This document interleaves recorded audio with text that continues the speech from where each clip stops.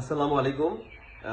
আমি ডক্টর মারুফুল ইসলাম, যুগ্ম পরিচালক ও সহযোগী অধ্যাপক, জাতীয় বার্ন প্লাস্টিক সার্জারি ইনস্টিটিউট।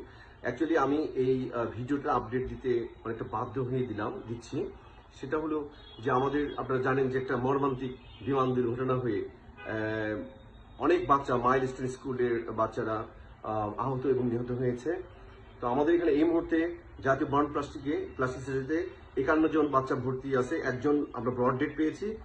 আর অন্যান্য পেশেন্টদের ব্যাপারে অনেকে আছে ইনহেলেশন, মানে ম্যাক্সিমাম আছে ইনহেলেশন ইনজুরি এবং প্রচুর পরিমাণে বার্ন তারা। তো আমরা যেটা দেখলাম যে হাজার হাজার ইয়াং ছেলে মেয়েরা যারা রক্ত দেওয়ার জন্য আসলে উদ্গ্রীব, তারা আমাদের বাচ্চাদের রক্ত দেওয়ার জন্য আসছে। আমি তাদের অনুরোধ করব, আমাদের প্রথম ফার্স্ট 24 আওয়ার্স, অর্থাৎ প্রথম একদিনের মধ্যে আমরা কোনো পোড়া রোগীকে দিই না। এই জন্য আপনারা দয়া করে কালকে সকাল 8টার পর আসবেন। আমরা নেগেটিভ ব্লাড স্যাম্পলিং করে রাখছি বা তাদের নাম্বারটা নিয়ে রাখছি। আমাদের বড় জোর 30 বা 40 ব্যাগ রক্ত লাগবে। আমরা সেটা কালকে লাগলে 30-40 ব্যাগ লাগতে পারে, সেটা আমরা কালকে সকাল 8টার পর তাদের ফ্রেশ ব্লাড দিব। আমরা কোনো ব্লাড এই মুহূর্তে নিয়ে ফ্রিজে রাখতে চাই না। এই একটা অনুরোধ। আপনারা প্রচুর মানুষ রক্ত অলরেডি, আমি শুনলাম রেড কিচেন থেকে পুরো রাস্তা ব্লক করে রক্ত নেওয়া হচ্ছে। এটা নেওয়ার প্রয়োজন নেই। আমরা অ্যাজ এ স্পেশালিস্ট বা সুপার স্পেশালিস্ট যেটাই বলেন না কেন, আমি এই অনুরোধটা আপনাদের কাছে রাখতে চাই, কারণ আমরা এই রক্তটা নিয়ে ফ্রিজিং করবো না, আমি ফ্রেশ ব্লাড দিতে চাই। এই একটা বিষয় হলো। আরেকটা বিষয় হলো যে আপনার অত্যন্ত আন্তরিকতার কারণেই আমাদের অনেক অ্যাডভাইজার স্যার ম্যাডামরা চলে আসছিলেন।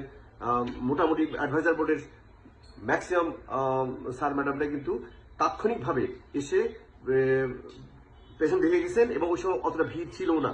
তারা দেখে একটা আইডিয়া নিয়ে গেছেন এবং সাংবাদিকদের তখন ব্রিফ করেছেন। কিন্তু এখন বাজে হলো কত, বিকেল 5:30। হ্যাঁ, এখন বাজে হলো বিকেল পৌনে 5:37।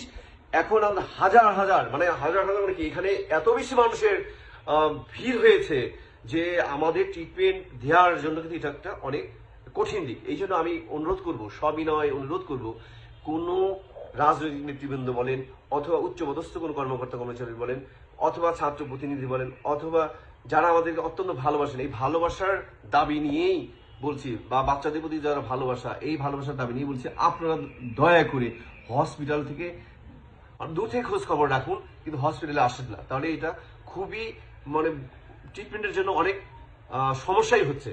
যদি একটা কথা বলি, সমস্যা হটলাইন দেওয়া আছে, ওই নাম্বারে যোগাযোগ করেন, আমরা কালেক্ট করে দিব। রক্ত লাগলে কালকে লাগবে, আপনার ডাবের পানি সরবরাহ করতে পারেন।